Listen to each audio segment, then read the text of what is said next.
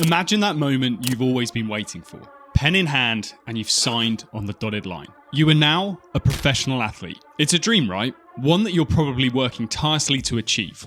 You're doing all the things you've been told you need to do to make that dream become a reality. But you need to be careful, because even if you do all the things that you need to do, there's no guarantee of becoming a pro athlete. As much as there are things you want to move towards, such as good training habits, nutrition, and recovery, you need to spend an equal amount of time moving away from things that can sabotage your dream. A lot of these things are obvious, but there are some surprising things that often go unnoticed and end up derailing the dreams of thousands, if not millions of athletes every year. If you don't want to be one of them, then you must watch the rest of this video, because I'm going to reveal to you the 3 most surprising but dangerous things that will stop you from realizing your professional dream. So let's get started. Back when I was about 14 years old, I was called up to play for my football league's representative team. Basically like an all-star team of all the best players in the league, and we would play other leagues' teams. So my league was in Berkshire, so we would play teams in Oxfordshire, Buckinghamshire, and so on. And so I got to the first training session and noticed something a bit strange. A lot of the guys in the squad were players I had never actually played against. But how was that possible if we played in the same league? Well, here's the thing. They all played for teams in Division 1, but I was the only player who played for a team in Division 2. It was kind of like they all played in the Championship, but I played in League 1. We all played in the English Football League, but just different divisions. And in that training session, I struggled. The pace of play was much faster than I was used to, and these guys' decision making was just so much faster than mine. And looking back on this moment, I realized the biggest mistake I ever made in my football career. I was the best by a mile. Not in that league representative team, obviously, but in the Sunday league team I played for every week and the division I was actually playing in. I made the mistake of letting my loyalty to my local team stop me from playing more regularly in a challenging environment. I thought banging in 2 or 3 goals every Sunday and almost always being man of the match made me a top player. That I was progressing and developing because I was 9 times out of 10 the best player on the pitch. But that progress wasn't actually happening. Because when you're the best by a mile, you stop being challenged. You actually plateau in your development because there's no outside forces or competition that require you to get fitter, stronger, and sharper. Any athlete wanting to make it to the pro level needs to spend as much time as possible in what's called the zone of proximal development. This is the zone in your learning where you're stretching yourself and your abilities. You're not trying to do things that are completely out of reach because that can just easily lead to frustration, injury, or quick exhaustion. But you're also not just chilling in your comfort zone, where yes, you might perform well, but you're not necessarily progressing. The zone of proximal development is where you get fitter, stronger, sharper,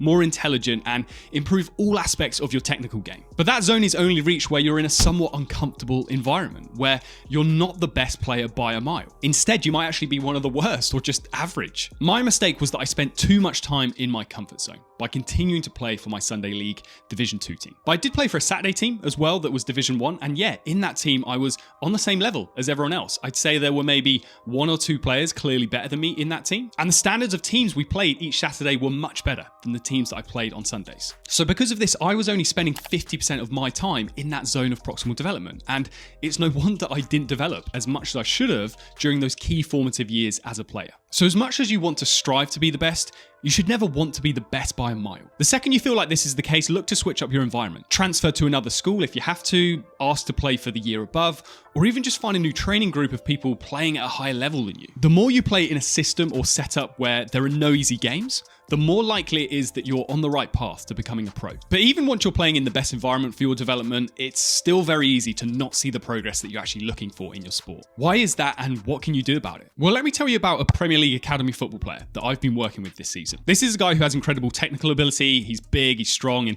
definitely has all the ingredients to make it to the top level.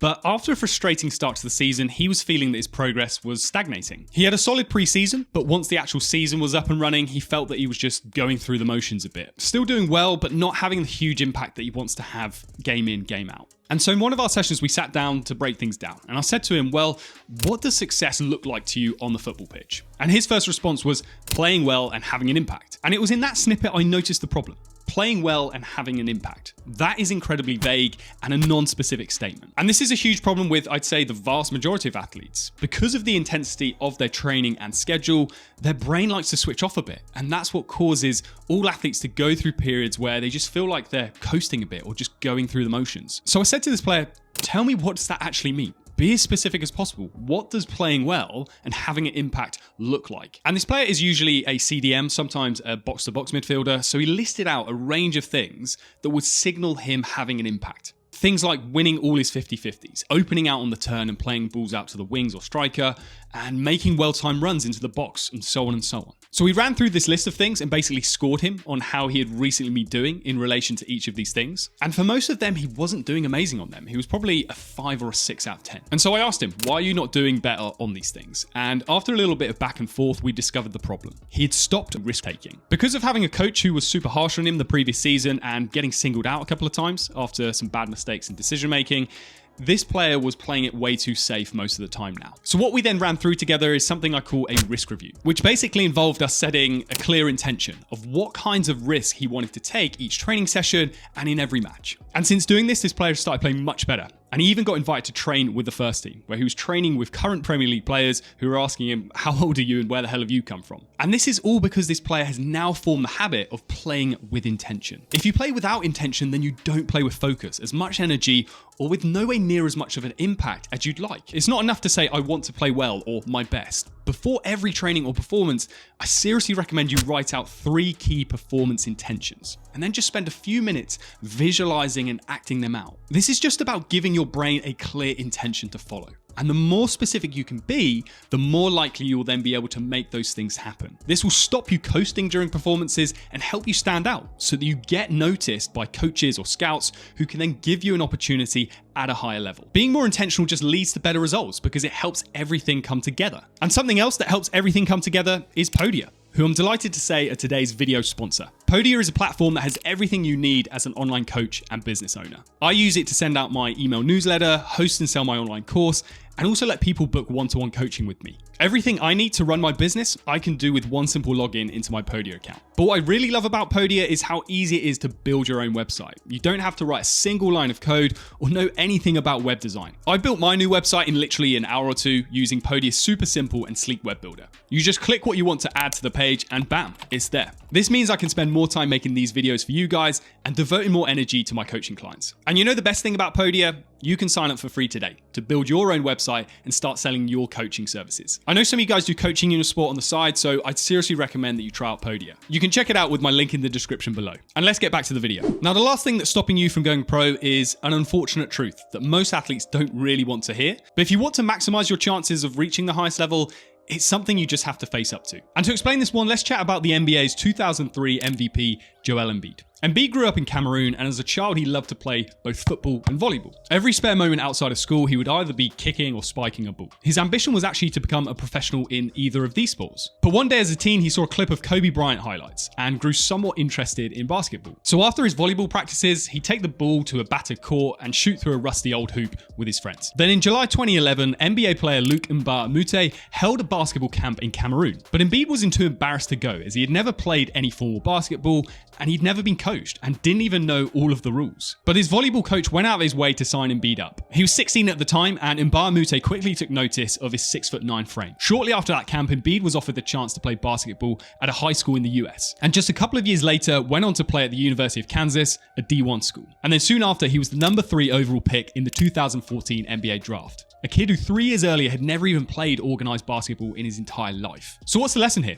The sad reality is that most athletes make the mistake of picking their sport rather than letting it pick them. If Embiid tried to pursue football as a career, he wouldn't have made it. He's just too big. He would have had a better chance in volleyball, but again, he's probably too big and nowhere near as agile as required. Instead, he took the sensible option of the sport he was made for. And he's become the best in the world at it, despite not picking up a basketball until he was 15. For most sports, unfortunately, there is an ideal body type. It's why those with extremely long torsos and arm spans dominate swimming. It's why the average height in the NBA is 6'6", and it's why shorter, compact bodies fill the gymnastics podiums. I understand there are exceptions, and that's why I think football is the best sport in the world, because pretty much anyone of any size can play at the highest level. But there are ideal body types in sport that give you more of an advantage. That is just a biological truth. And if you fit that ideal, then it may be in your interest to take up that sport. Another what-if moment for me as a teenager was during an inter-schools athletics competition in Berkshire, where I easily won the high jump at the age of 13. I'm naturally tall and lean with very long legs, and I've always had good flexibility,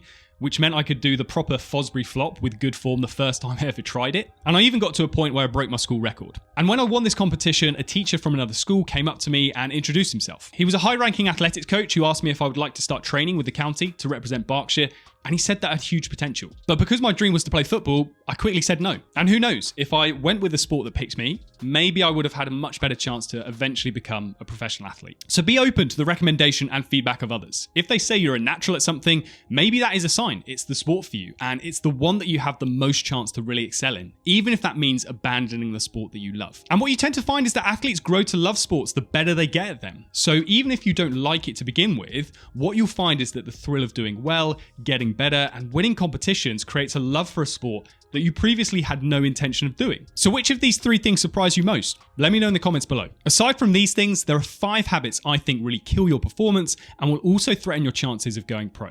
So watch this next video here to find out what those are.